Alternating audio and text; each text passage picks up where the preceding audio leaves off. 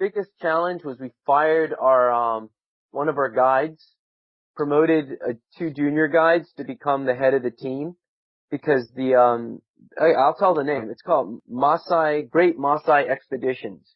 Had a guy named Mr. Clement, and he was supposedly a very good mountaineer that's taken, probably a couple hundred, like 100 and something summits to Kili over his career. He seemed to know what he was doing, so our main safari expedition outfitter was great. So I'm not going to say anything bad about the people we booked the climb through, because they were great. And I'll mention their name later because I have no issues with them. But we were left with a guy, and the night before, he gave a really good briefing. He asked us if we were vegetarians. And we're not. He asked he wanted to see our gear. He advised us on the same things that a lot of sites and references say, like don't wear cotton, wear things that are quick dry, drink lots of water. He was also asking us if we were taking digoxin for altitude sickness, and it's a diuretic that just makes sure your lungs don't fill with fluid.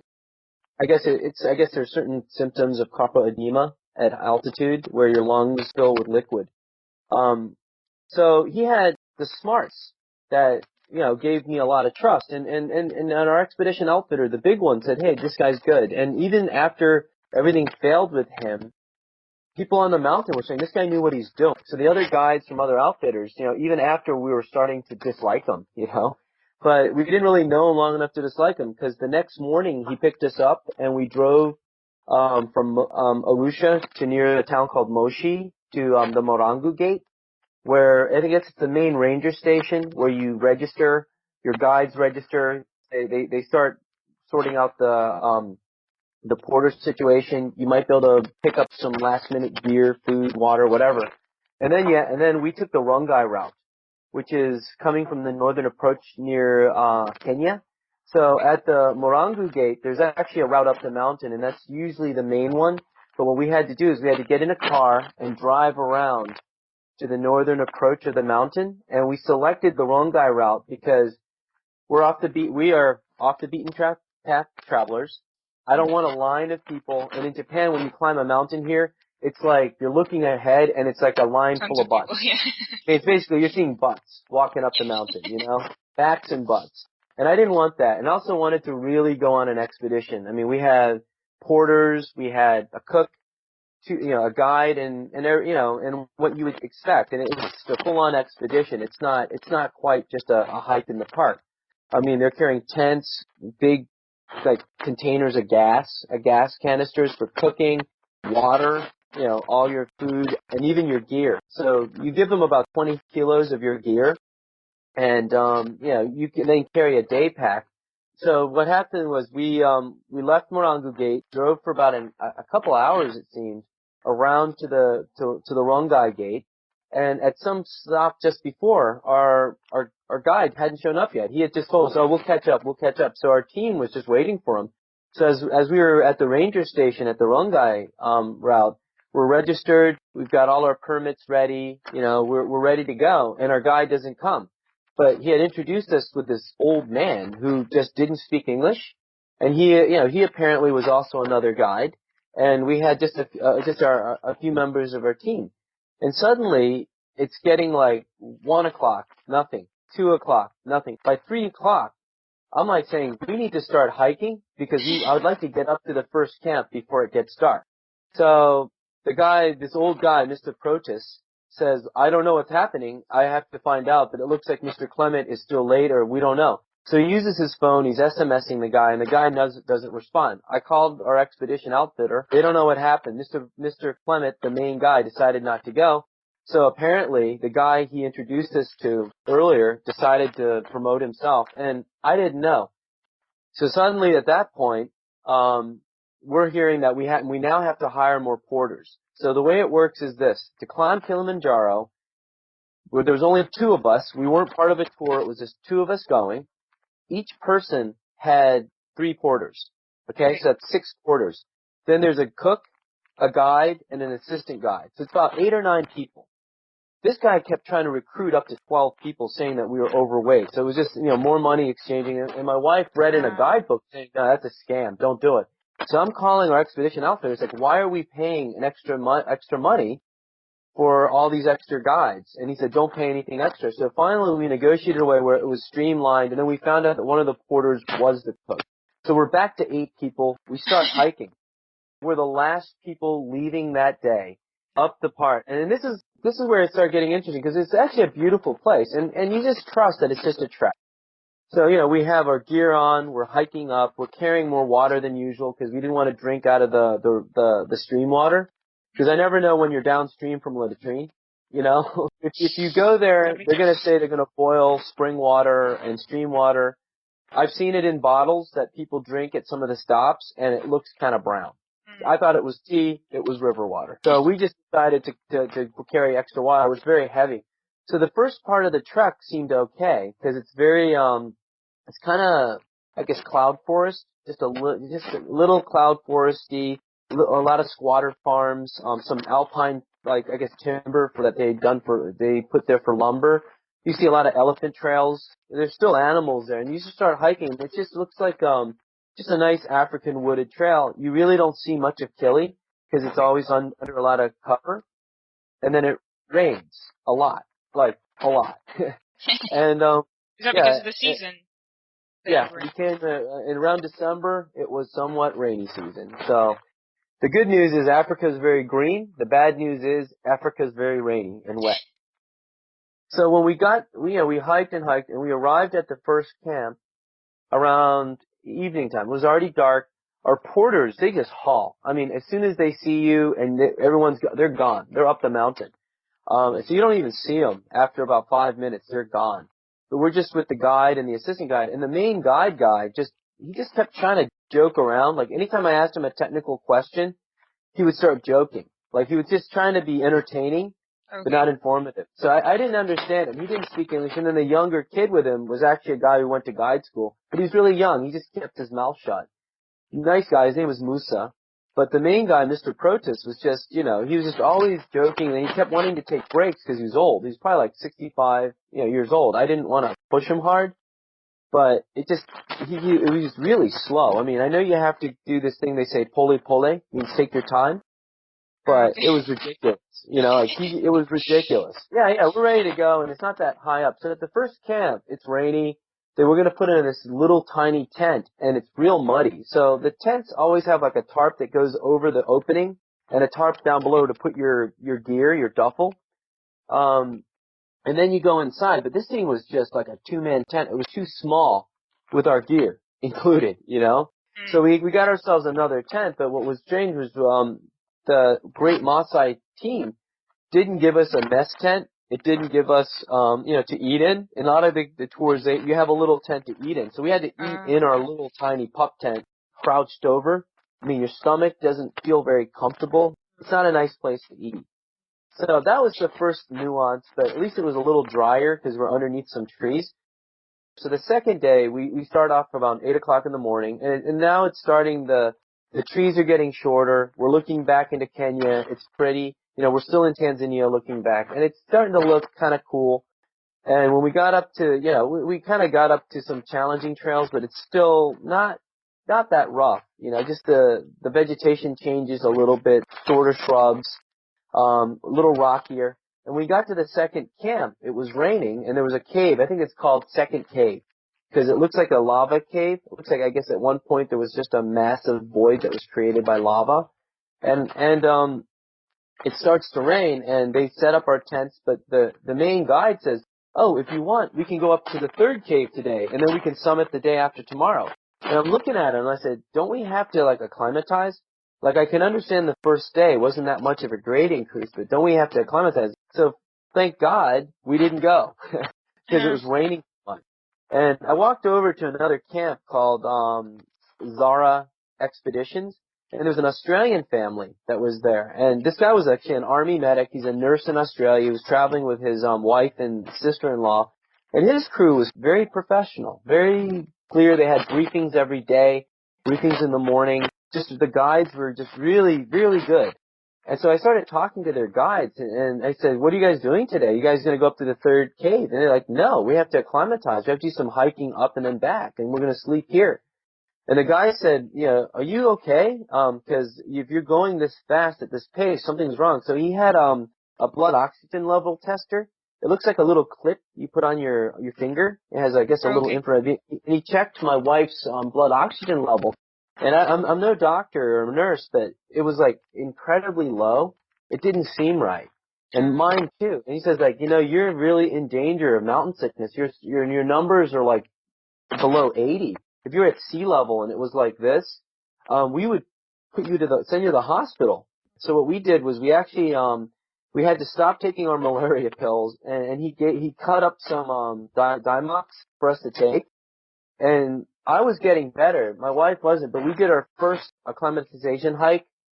And the main guide guy, Mr. Protus, just didn't go. He did nothing. He just walked around with his umbrella, and I looked at his gear. It was nothing. And apparently, his scheme was to take us up to the fourth place, was Kibo Hut, and just wait and just send two porters up with us to summit. So I talked to the other expedition guides, and I said, we originally came here with Mr. Clement. He abandoned us.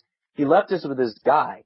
And this is the kind of things that we're experiencing, and I'm getting kind of nervous. So the guide said, look, I don't want anything to happen to you. I'm Tanzanian.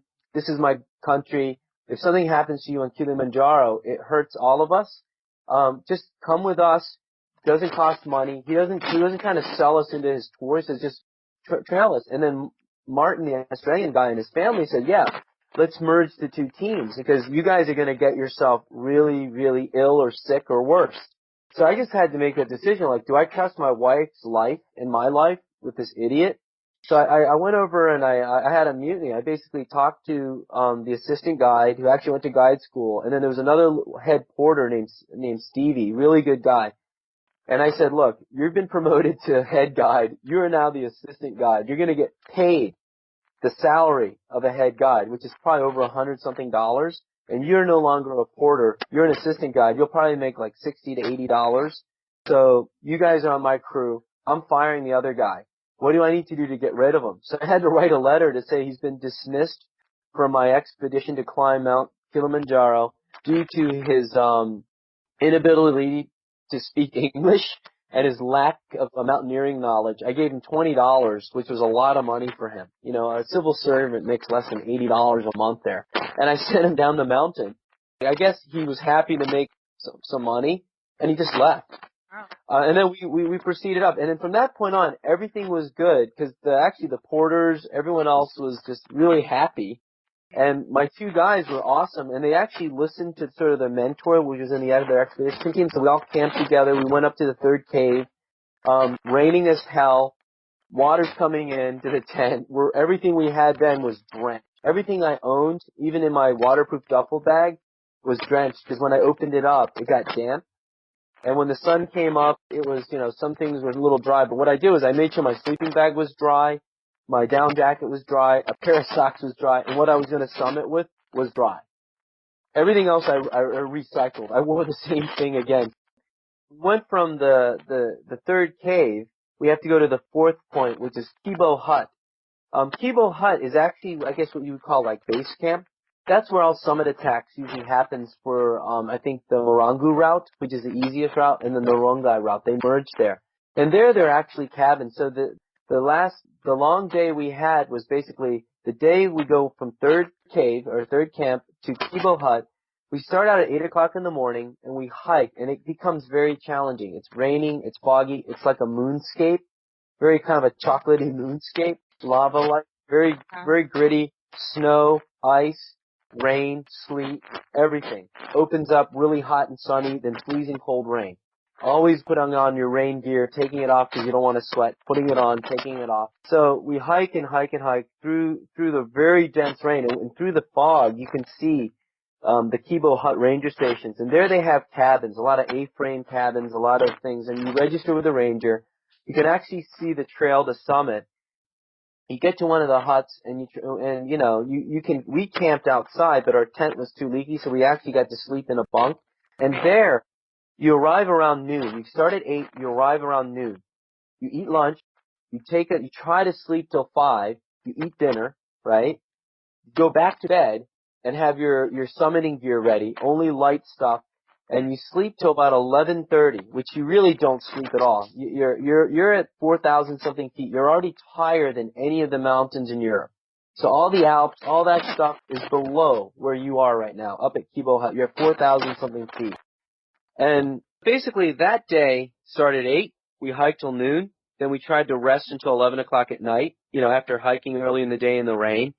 At 11:30, they wake you up, they give you some tea, they give you, just a little bit of, just snacks. You put on your gear to summit, you get on your day pack, you bring your water, you bring your head torches, your lights, all the gear you need.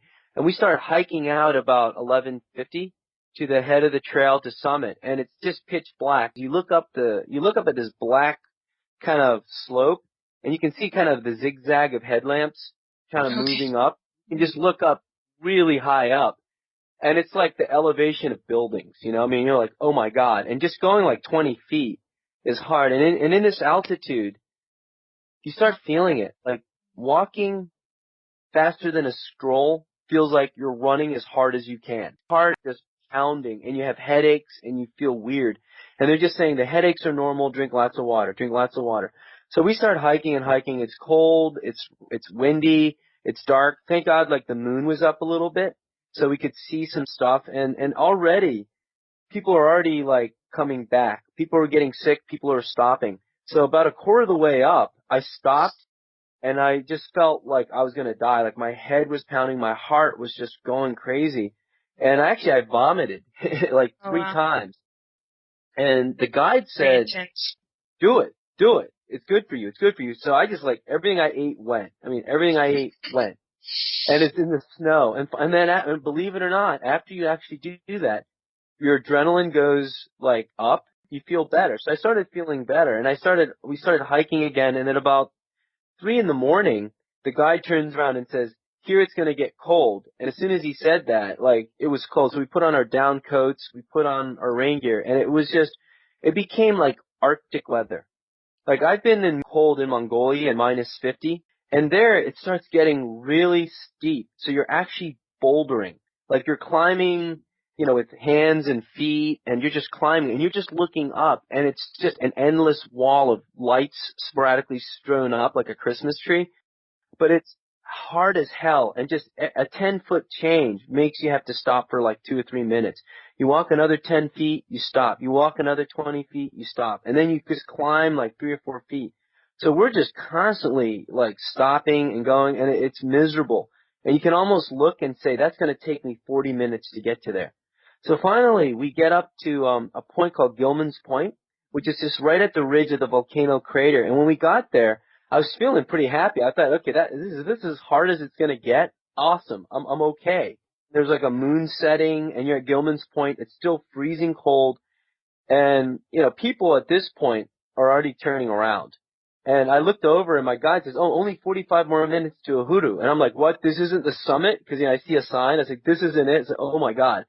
So we start hiking, and we're walking along the rim of the crater, and now we're on the side that's looking into the crater, and it's just like the Arctic. You'll see in the photographs, it's an Arctic wasteland. It's windy, it's snowy, and it's this little trail with there are times hundreds of feet dropping straight down, to into the crater, and it's pretty harrowing. And the snow is actually not very easy to walk on. It's just very you kind of wish you had snowshoes. And we're hiking, and it's freezing. So finally, 30 minutes later, we're reaching near a place called Stella Point, which is where another trail, I think Matame or other trails join.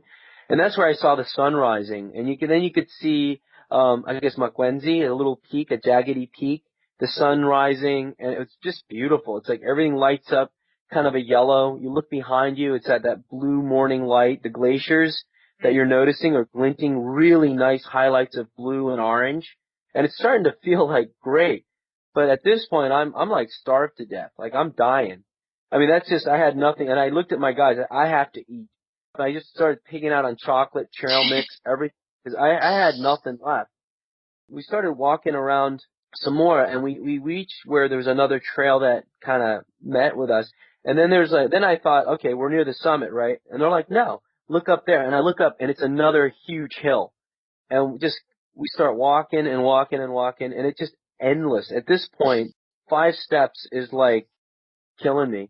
And then it gets kind of deceptive around here. It starts curving and winding, so you never really see where the hill leads. And finally, at the I guess at this really weird turn, you see the little sign. And that's the sign people take pictures of when they summit Uhuru Peak. It's this green, ugly green sign. It's like lime green. It used to be brown and with yellow paintings, and it was wood and it had fallen apart. And so that was the longest, probably 200 or 300 meters I ever walked in my life. No turning back. If I turn around now, I'm a total idiot. And I'm going at like old man in aluminum walker pace. I mean, I'm just like, this is hell. So I got there, took off our gear, felt good, and I'm getting really happy, waiting to take pictures. There's a queue to take photographs. I put some stickers up. I put one from Montbell, which is a Japanese outfitter that just sold us a lot of gear, and I just told them I would. And another one I put up was there's a guy on the National Geographic channel named Jesse the Machine Green. He has an American chainsaw sculptor. And I just emailed him and I said, "Hey, you got a cool show. You're really cool. You gave up being a truck driver to become a chainsaw sculptor. Guys like you really like inspire me." And he sent me like a t-shirt and I got stickers. So I put a sticker up on the sign like I told him I would. And he didn't believe me. So his sticker is actually up on Uhuru Point. So at the point, I think you're at 5,895 meters, and it's the highest point in Africa. You can see Mount Meru. You can see the very big glacier there, and I don't know the name of the glacier, but it's one that's supposed to be dwindling. It hasn't grown at all in the last, I guess, 100 years. It's melting at an incredible pace, and it'll probably vanish. So something that's been around for 10,000 years in the last few centuries has been like melting at a lot faster rate than it had been before that. So, I don't know. I don't know what skeptics say, but you can see it there, and they have you can see little sensors on it, just measuring I guess the melt of the glacier. A lot of the rivers and springs, and a lot of the fresh water around Kili that feeds the animals and feeds into the communities gets its water from that. So who knows what's going to happen, when that goes away. So now it's sort of like the story goes as to summiting is optional, but getting back down is mandatory. So I think any mountaineer will tell you that. Summiting is optional, but ascending successfully is just mandatory. So now it's the walk back, knowing that we're going to have to walk along the rim of the crater, and it's really cold in the shade because you're on the shady side. And it's icy. I think in some of the photos you see those pictures of like kind of hanging down like ice stalactites, icicles, giant ones, and then climbers. That's probably my wife and the guide. And we're just walking, and it's hard. I mean, it is hard. You're tired. You were hiking half of the day before, didn't sleep really, hiked all night for about 7 or 8 hours. Now you got to go down. So we walked all the way to Gilman's Point, where I was ready to quit the first time. And I looked down, and now I can actually see how steep it is. And it's even worse because you can see it, and you realize that all that nicely iced up, packed, like footing and terrain that you hiked up is now mushy, slushy, loose, granular, like just mush that you're hiking down. It's really hard. And another thing that you have to do is you have to make sure your shoes are tied really tight when you descend, because you don't want your toes to smash up against the front of your boots. So it's just you tighten up your boots, you're going down for just a long time. I mean, I don't know, for like the first hour and a half, it was miserable. And the funny thing is, you're seeing people who are still hiking from the night before, still trying just to get to Gilman's Point. They left at the same time you did, but they just kept stopping, but they wouldn't quit. And you're like cheering people because you feel like you made it, but there are people still trying to get up there. Go for it, dude. Don't give up, Don't give up. But we finally hiked back all the way down to Kibo Hut, registered with the ranger. It's now like noon, so 12 hours of hiking up and down to the summit. This is where it gets more interesting, because you go back into the hut, go to your bunk, pack your stuff, try to take an hour nap. They wake you up. You kind of stall, and because it's raining and it's snowing outside and it's torrential downpour, put on your gear, and you have to actually hike down to the camp below, which is, I guess, called Horombo. So actually, after summiting and coming back, 12 hours, you actually have to hike for another 4 or 5 hours in a slushy, rainy descent through more of what's more like a river, because it's just water's just pouring down this trail like a river all the way down to Horombo. Because you're just tired. You're just walking down. Walking downhill is not easy. So yeah, there we camped, and the guides, the porters, they're actually feeling a little better. The loads are getting less because there's less food, there's less water to carry. And the next morning, we just decided to just push past the last two camps, because descending, you don't really have to worry about acclimatizing. So we just kept walking. So after Horombo, we just decided to just plow through and skip the camp below, which I forgot the name, is like Mandala or something like that. And then we went all the way to the Morangu Gate to meet our team, where I was about to unload on our expedition outfitter. And they were really sincerely sorry. They didn't understand what happened to the guide, that walked away from us. But the hike down is actually quite beautiful. And some of those little weird trees that look kind of like Joshua trees, are really weird trees. They're all along there. It becomes kind of like a tropical rainforest with lots of beautiful, like, waterfalls, really green. And it's just weird. You look back and you see a snow-capped peak, and you're in the jungle, screaming and waterfalls, and it's hot as hell. So like 24 hours before, you were like, in Antarctica, and then now you're in, like, Africa, sweating to death in shorts, and it's feeling good. When we got to the gate, it was nice. We signed out. They gave us our certificates. All the porters lined up, and we were able to give them really good tips. We always tip over the average, so you could probably look at what the tips are. Like for some of the porters, like $30, $35, for the whole thing, a certain amount a day. The guides maybe make $15 to $20 a day. And it was over like a 5-day or 6-day package we had. So we over tipped by a great percentage. But even you still feel really bad, because these guys, if you look at them, they don't have gear. So the porters, though, they don't have rain gear that's very good. It might be a poncho that's leaky. Some of them carry umbrellas. They're wearing like slacks with like dress shoes that just look really messed up. They might have sweatpants, on. They might be wearing sweatshirts. They're really, some of them are tiny. It's like kind of heartbreaking, because here we are with like couple $100 shoes, $300 or $400 sleeping bags, $300 or $400 jackets, complaining about a tent. These guys carried all my gear up. They cooked my food. They were colder than me. So yeah, so you really want to help them out, and they're very grateful. They don't complain. When we gave them the money, they were so happy. And then we tipped our guide, our assistant guide. They sung the Jambo song, and that to me was a really good experience, because we learned how to sing part of that song. And at that point, we left to go on safari, and we saw them leave. And one of the guys, Stevie, and I gave him a lot more money. He was the guy we promoted from porter to assistant guide. Really good guy. Barely spoke English.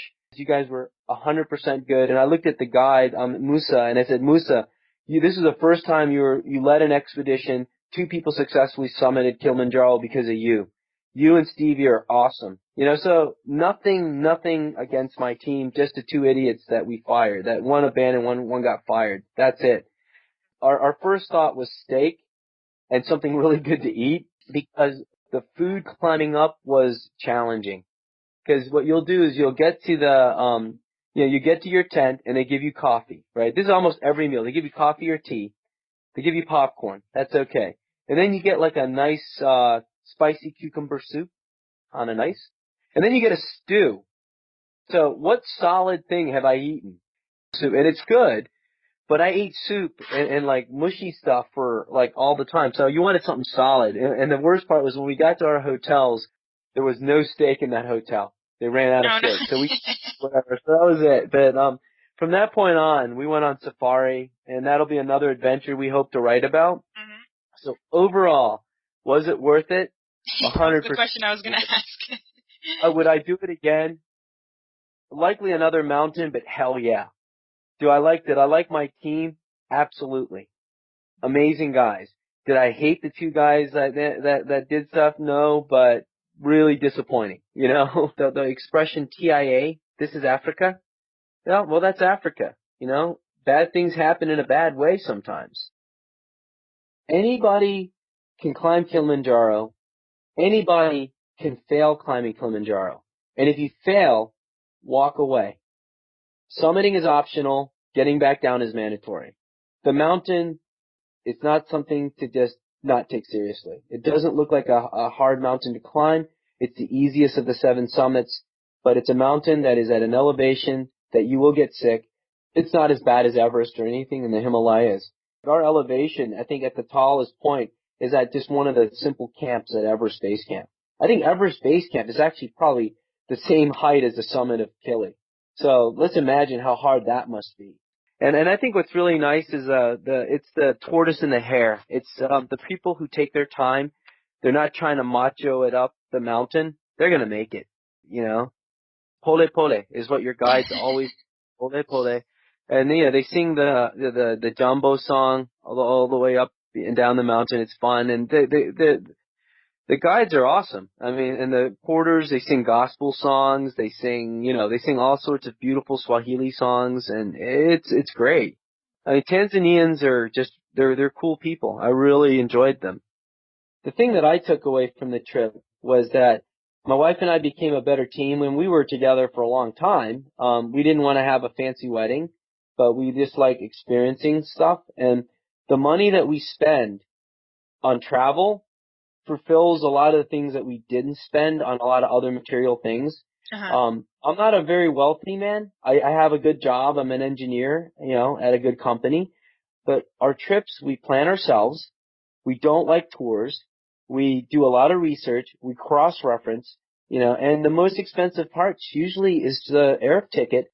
We've done trips, all around, all through Mongolia. We've done up all the Ho Chi Minh Trail all over Vietnam. I've traveled there because I'm born there. Went across Vietnam through Cambodia to Angkor Wat. I went on Komodo dragon expeditions. I've been all over Australia. I mean, just all over Europe, by train. So, Africa, this trip was our second time. We just love Africa. I was in South Africa going to Kruger Park in Mozambique, and it was different. It was beautiful. I recommend that, but Tanzania is fantastic. It was, I love that country.